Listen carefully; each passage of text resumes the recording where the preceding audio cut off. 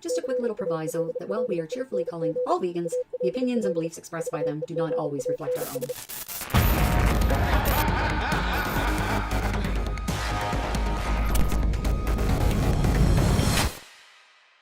Hi everyone, and welcome to Calling All Vegans in conjunction with Plant-Based Treaty. I'm Sue Spar.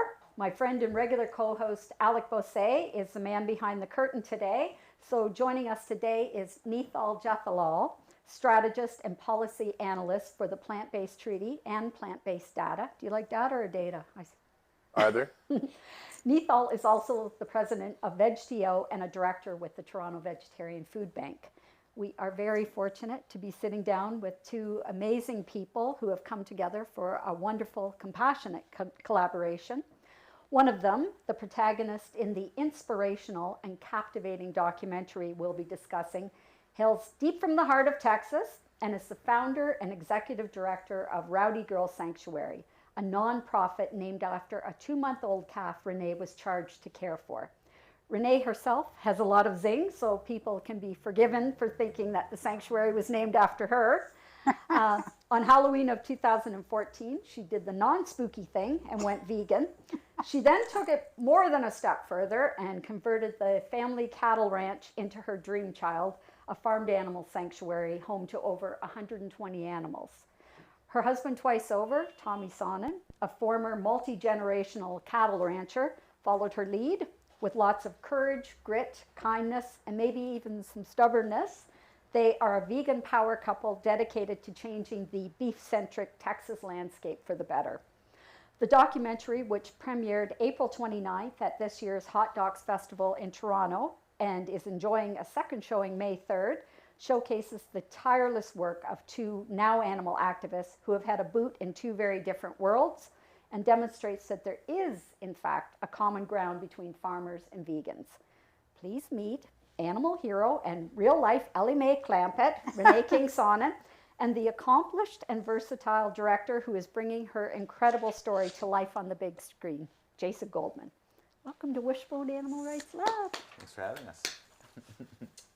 So guys, it's an absolute pleasure to have you here. As you know, we're big fans of the film and everything you're doing. Right off the top, how did the two of you come to connect, and what drew you to the story, Jason, and inspired you to make this documentary with Renee?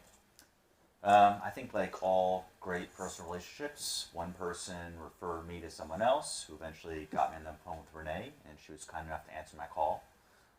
And I was at a stage where I was trying to develop a feature film about an animal sanctuary and find a personal route for audiences to understand why someone would turn their life into rescuing animals and doing anything else they could.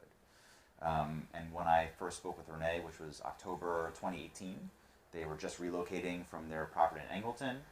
So they were in a bit of a transition phase, but that's when I learned that Renee and Tommy were not only rescuing animals, but as you know, she and Tommy say in the film, they're rescuing ranchers and trying to transform what the agricultural industry could look like with a vegan mind and a compassionate heart.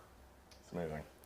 Renee, you were living sort of a modern day Green Acres life. Although your circumstance was probably a little bit different, since I can't really imagine Tommy getting away with saying, "You are my wife, goodbye, city life." That even bugged me as a kid. It's like, what? But not to give away the entire film, but can you please just give us a little taste of how a long-time cattle ranch became an animal sanctuary?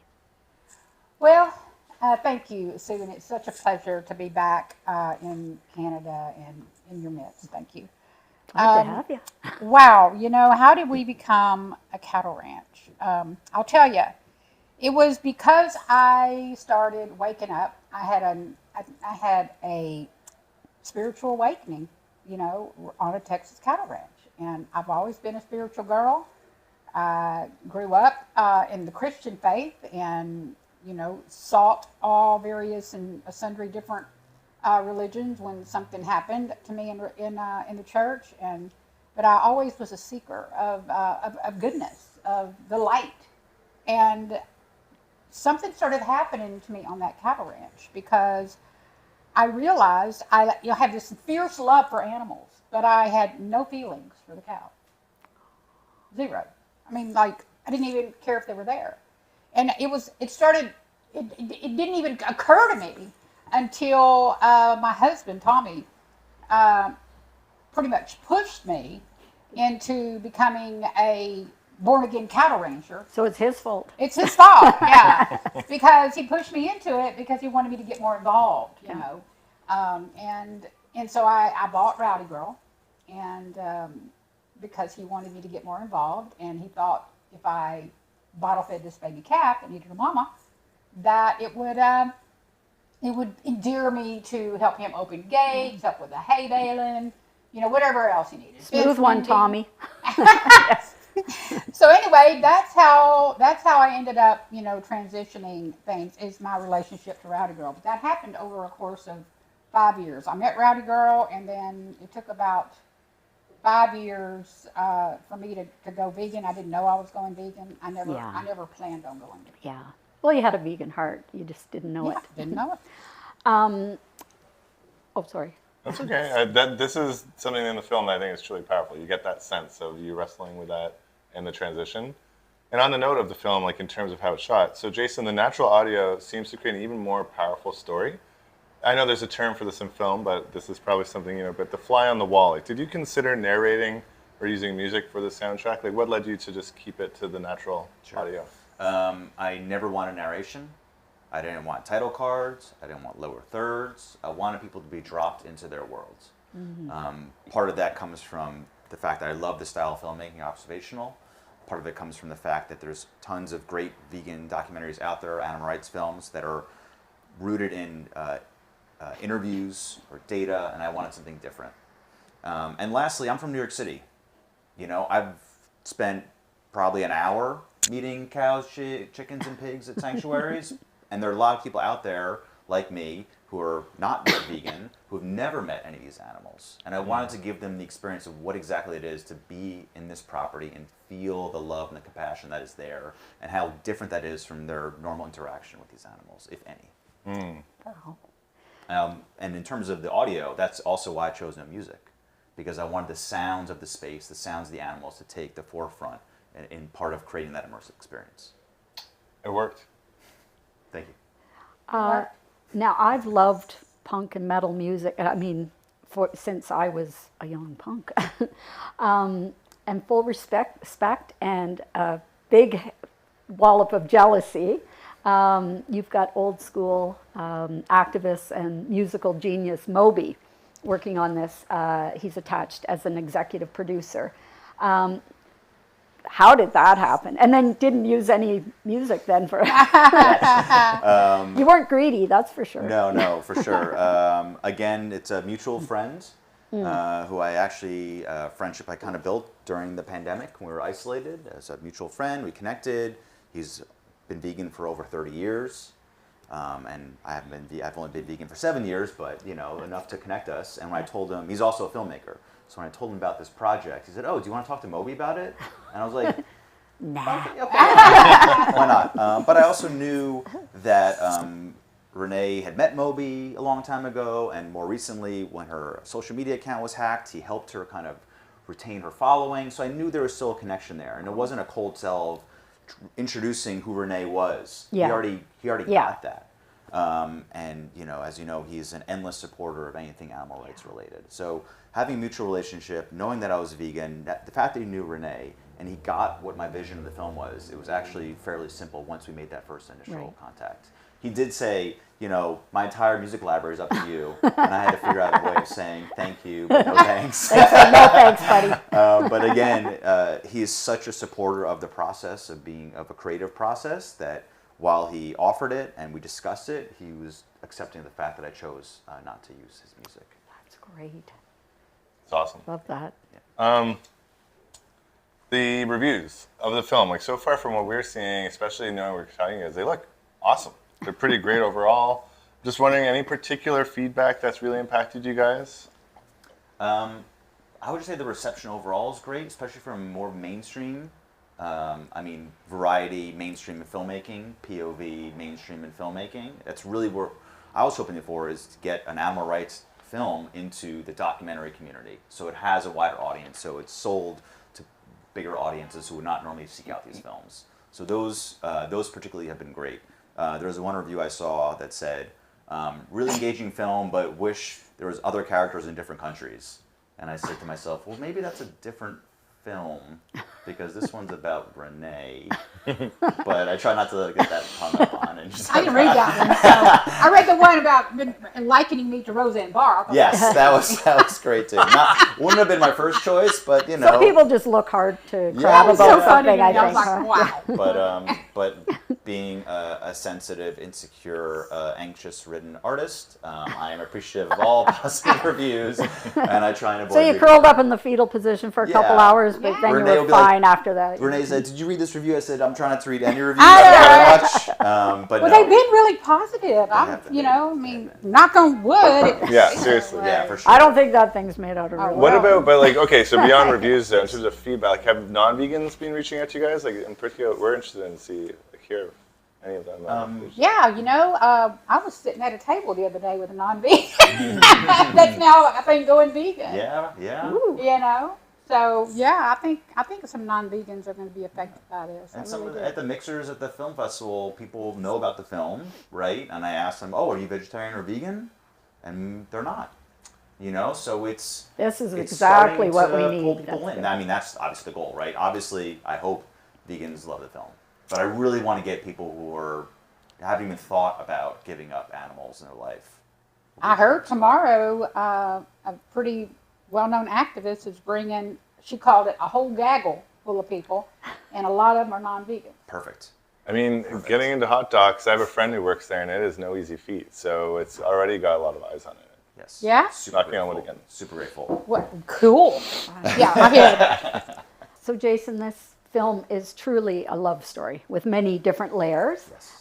Renee and Tommy are very relatable and authentic. I'm going to pretend you're not sitting right there and I'll just swell your head up like a pumpkin. There are so many emotions that a person can experience and actions that they will or won't take after seeing such a profound film. What do you hope the people come away with after taking in this extraordinary piece of storytelling?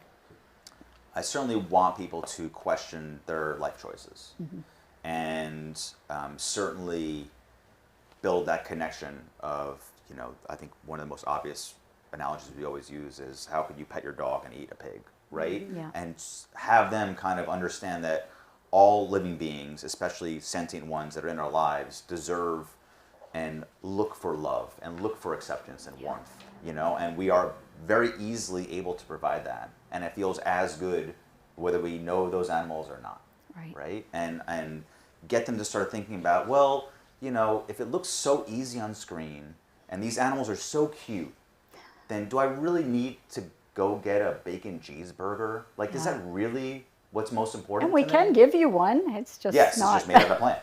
Yeah. But to get them to snap out of this routine or this habit That is trance. that can be so hard for people. And I understand it's hard to change habits. I can't change many of my own habits. But maybe this is another catalyst. And again, like I said before, so many films work for certain people in different ways. And this one does not have any slaughterhouse footage, no vision of abuse. And that will allow my parents to come see it, or anybody who would not be interested. So to help people think things differently. Very good. So I can't help, I was telling Sue, maybe to keep things tight, etc., and on the film, to maybe not mention ranch advocacy program, but I don't think I can. We've already talked about industrial animal culture. It's so inspiring in what you're doing, and many people might not know about it. So Thank you. this is a huge initiative you have underway with this, the RAP. Can you maybe tell us a little bit about what it is and kind of where you see it in 5 years? Yeah, sure. Thank you. Yeah, it is a huge initiative. It started back in 2017 when our story went viral on CBS Evening News, and cattle ranchers and their families started reaching out to me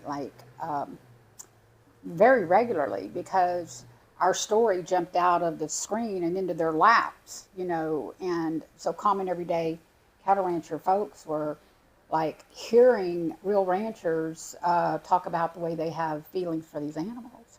And so the things you normally would not talk about, those taboo subjects, were being talked about on CBS Evening News, on Animal Planet, on other platforms. And So when they started hearing that, it started triggering those things inside of them that we are told not to go to. We're not told not to talk about those things. I mean, I can remember Tommy telling me, over and over, Renee, I don't want to talk about that. I'd want to push a subject. I don't want to talk about that.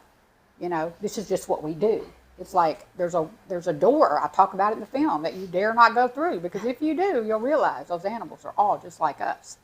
And once so RAP is really about, it started out being a program to help farmers that were coming to terms with these emotional feelings they were having for the animals they sent to slaughter. That's what it originally was about. And what happened is, because our cattle ranch transitioned to a nonprofit, that's not feasible for every farmer out there to become a nonprofit. Yeah. My unique set of talents and skills and my husband's combined lended itself to us transitioning to a nonprofit that would eventually start a program like RAP that would help farmers and ranchers. That wasn't always the way it was going to be, but I took all of my skills, all of my life skills. I'm 65 years old. I have a lot of experience in business and in promotions and in advertising and real estate, just a lot of, on the stage, marketing. I've had my own businesses. So I took all of that and I thought, you know what? I need to help other farmers. I need to figure out how to help them. So I launched into a vigorous course of action to figure this out, for lack of a better term, okay? And when I did, I started realizing just how difficult this was going to be, because our government is steeped in normalized violence. I mean, the subsidies, the bailouts, all the insurance bailouts, all of that, it's just geared to completely give a false front after the productivity of animal agriculture. It's not productive, really. It's all bought and paid for through subsidies and bailouts. It's a real scam, in my honest opinion. Yeah, to give people that false sense of Yes. at the checkout counter. It's right? really not. It's not sustainable at all. Right. And so RAP was born from me really having this awakening. And so I sought funding to help. There was a particular ranch, cattle ranch and chicken farm in Arkansas that I really wanted to help, and we're still helping, transition. So it's a long road, but that's how it started. I don't know how much more you want to know. No, there's a lot to talk about. I don't want to give away too much too, because you cover some of the transition in the Yeah. film too. So I mean, that's perfect. I'm so blessed. Yeah, we want to make sure we're very people blessed go that to you the guys film. that this idea came to you to help transitioning out animal agriculture is a very under focused and much needed area. And you know what happened when we started it? I talked to leaders all over this movement, and nobody was doing it then. No one, And so I'm kind of like, wow. And even a lot of leaders in the movement, they didn't even want to really, they thought, Renee, you will never, this is too hard. You got to, but I couldn't hear no. Yeah. I couldn't hear no, it can never be done. I kept hearing in my mind, it has to be done. Yeah.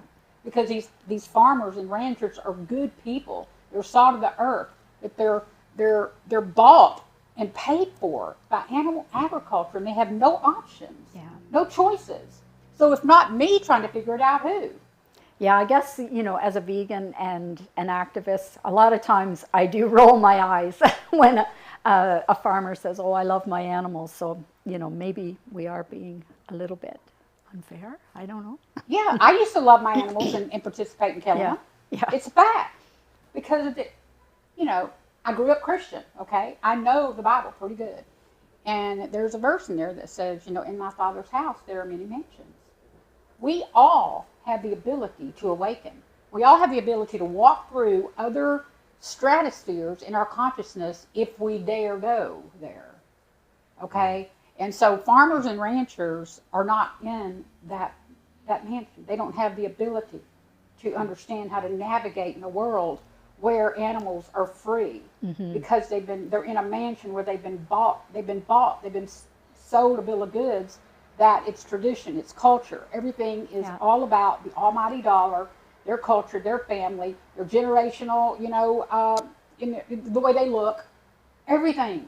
involved in that one little mansion. So how can they possibly? I remember going back and forth. For 5 years, I went back and forth between mansions. Okay, I went back and forth. Putting that boot on one side of the fence and then on the I would other. go, oh my God, I can't go there, and I'd jump back over because I got to be a good rancher's wife. I've got to be a really good cattle rancher's wife. I can't go over there in that world where animals are sentient and not eaten. How can I be married to a cattle rancher? You know, so I'd slip back over and go be a good cattle rancher's wife. And the next thing you know, I'm asking Tommy, well, how come we're not eating our own cow? You know, I would just, I'd be asking him all these crazy questions, Like a kid, huh? With a parent who doesn't want to answer these questions, right? You just kept Exactly. hanging in there. It's a tough place for ranchers when you're awakening. But my hope is that our story and others like it, because there's a whole bunch of them happening now. That's good. They're happening. I mean, I say a whole bunch. I mean, like there's a slew of them, but there's a lot more than there was. That's bigger than zero, though, right? So that's more than zero. So we need to capitalize on the ones that are transitioning. We'll make sure they're successful, and then that speaks for itself then for the next guy. And that's the hard part, is making sure they're successful. That's the hard part. Yeah. We don't live in a country where they're geared to be successful. Yeah, we have a it really sets it up for failure. lopsided government in the United States that's all about animal agriculture.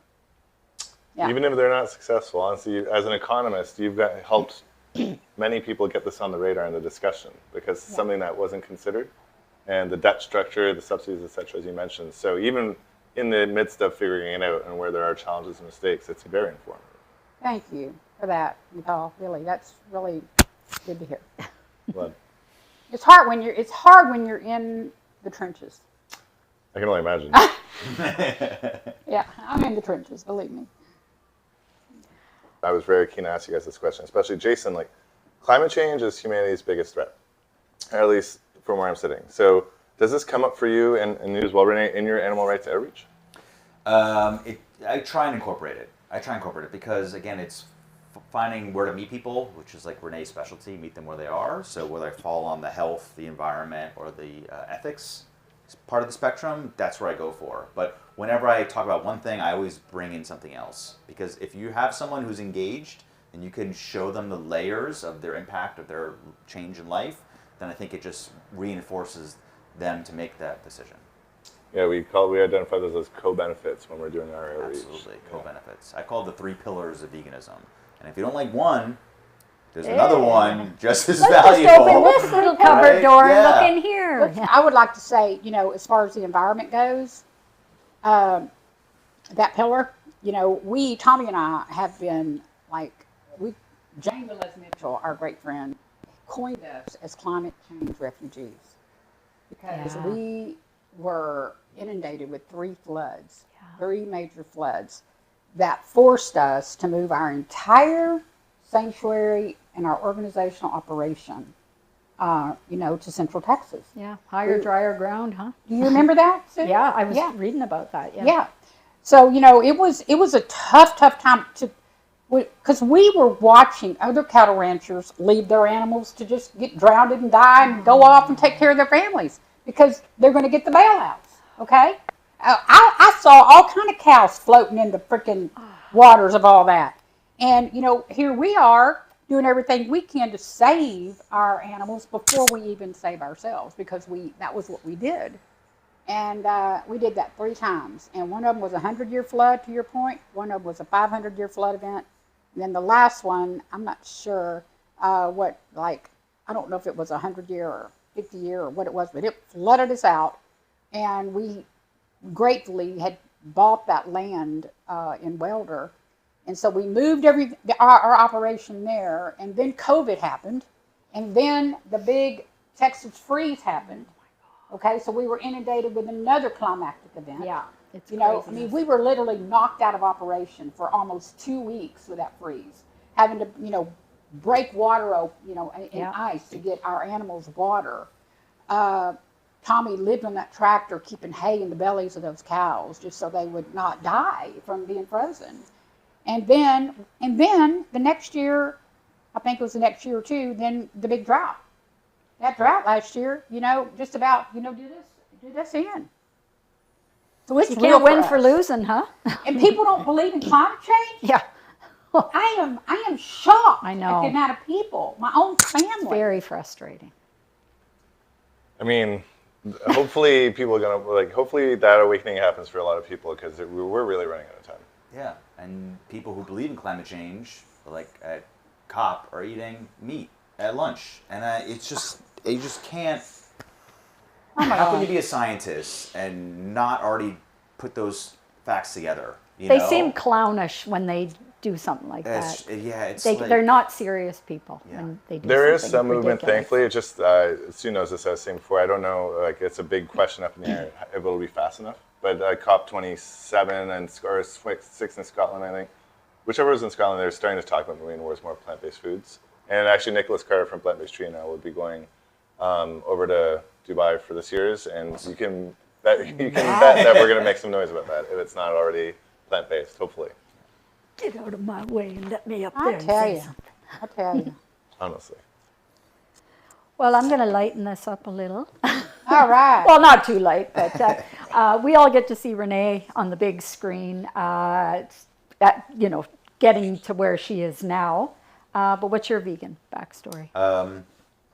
Is it as exciting as Renee's? I can't. I mean, I was never married to a cattle rancher. So Yeah.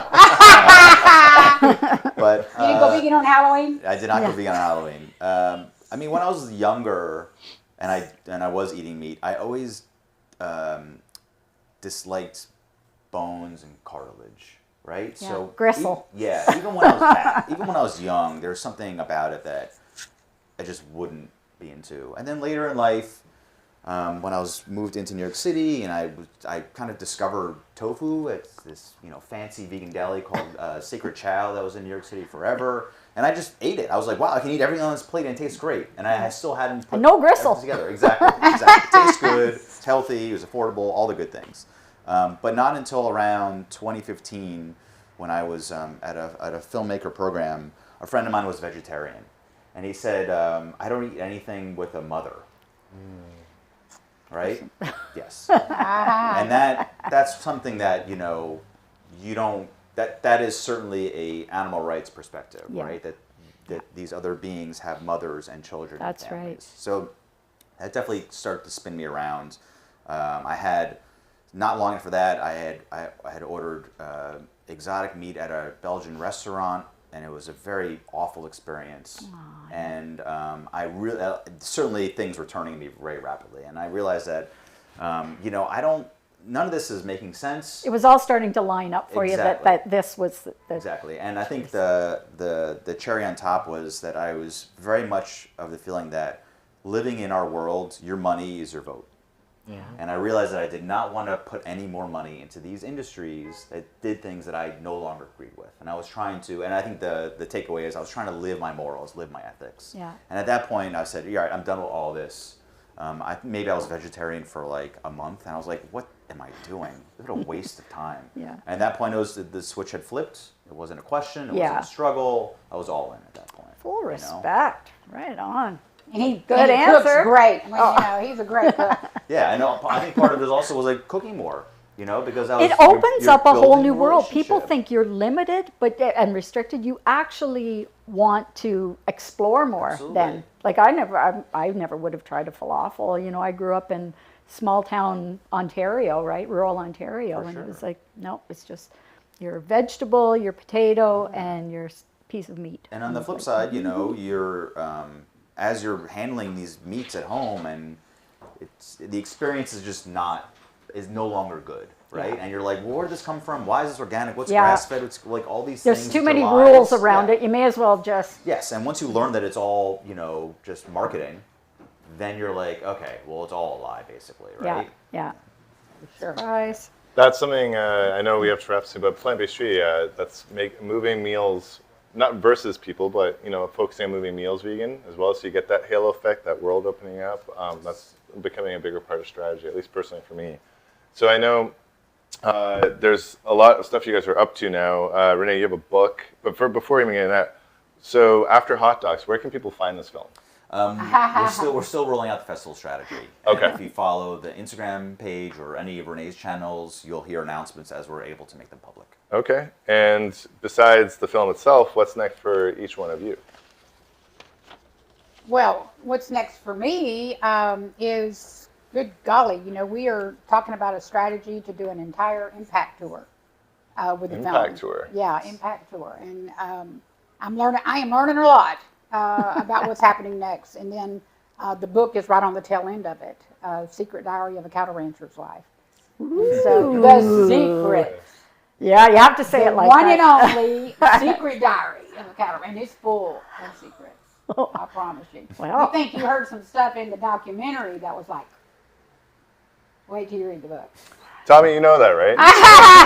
He does. Yeah, it's pretty He's wild. back there cringing right now. Yeah, so the book, we hope to have it published by October. I won a contest by the Vegan Publisher. The Vegan Publisher's in the UK.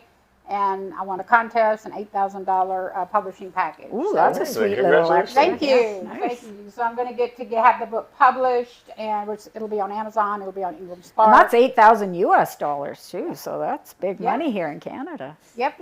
So we get to do that. So it's going to all be coming like interwoven. Beautiful.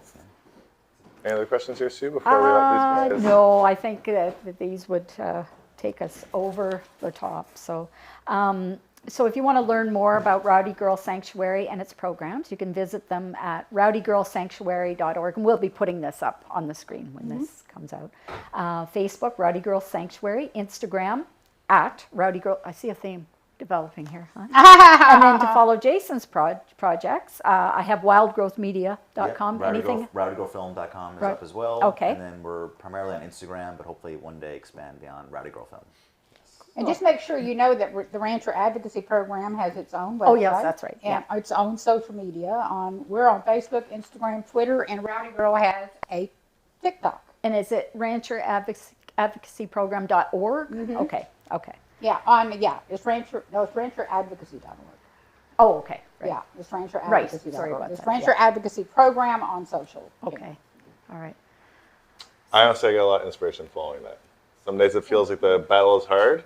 Then when films like this come out and you can follow social media accounts like that, it reminds you there's a collective struggle and people are doing some Yeah, great work out some there. feel-good story there happening, huh? Well, we had a ton more questions, but I guess that's Part it. Yeah. Part two? Part There we two. go, yeah. See you next year. Darn, man. It just felt like we just got started. Seems we just got started, and before you know Oh, yeah, this gal's country and western. Well, we gotta let you guys are here to enjoy hot dogs and experiences, so we gotta let you maximize that. Thank you. Thank you. Right. So Yep. thank you very much for all the work you're doing to help people realize that better lives for animals is the key to a better world for all of us. So thank you very much. Thank you. We'll Thank see you. Thanks, guys. tomorrow night. Tomorrow at the second night. Screening. That's right. the second screening. Exciting. All right. Woo, thank you. That was a pleasure. I had to